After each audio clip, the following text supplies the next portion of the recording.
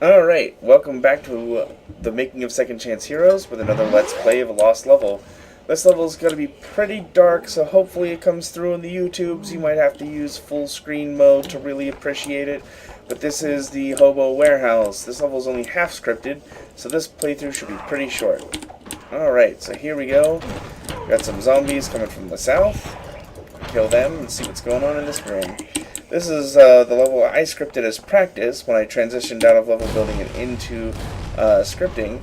I did know how to script somewhat at the time, but it had been like a year since I was doing the scripting, and so I wanted to brush up, and I picked a level to script that was not going to be in the game.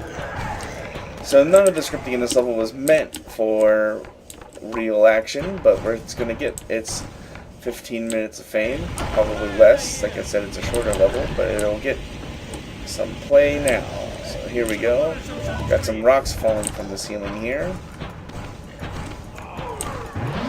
Killing my way through some of these zombies. Flaming shopping cart going by. I like to do a lot of little side things going on that maybe aren't part of the regular play, like that flaming shopping cart. There's no way for it to hit players, and it doesn't do anything. But it gives a nice little visual flair to what's going on. There we go. We've got a chest that opens. Alright, ooh, werewolf. So yeah, this level was never even finished being built, so there's certainly some decoration and some polish issues that would have been cleared up later on, but for the time being, this is what we've got. Ooh, there's a flamethrower, so it looks like we've been blocked from going back. Oh, we need set on fire if we go there. We're signing to that. Let's see. There's a whole lot of zombies over here. I'm just gonna head over. Got some balloon carts firing stuff at us.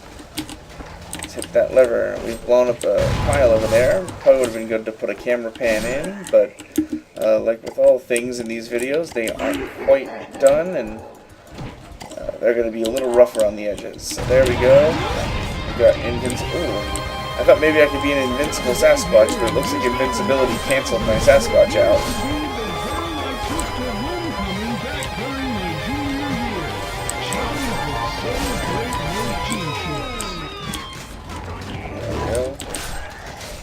That treasure chest there. And I think that's actually the end of the scripting. At some point here, either that or there's a lever I can't see because it is quite dark. Well, let's ghost our way to the end of the level and do a quick little walkthrough of everything that there is. Yeah, so these are shopping cart down there. Oh, ow. Or it's invisible. Oh, there's probably a nav mesh bug there. Came up out of the floor at me. Alright. Yep, and the balloon carts need to be deactivated as well. So yeah, at this point we've pretty much run out of scripting. But we can still, like I said, walk through the rest of the level. Just to get a good glimpse at the perspective and size of the level. This level was cut out of the game when we decided to cut the beer lake into 2 levels instead of just 1. So this would have been the level before the beer lake. So here we go. This would have been a tangent. Well, that was intended to be collected as part of the goal. This out here would have been a tangent. To come out and get this big aerial view of the river area. And we would have come back down these shelves here and headed towards the end. I'm going to roll and then get through a little bit more quickly here. And so there's this shipping area, sort of, where all the supplies are coming into the Hobo warehouse, or perhaps going out of the Hobo warehouse.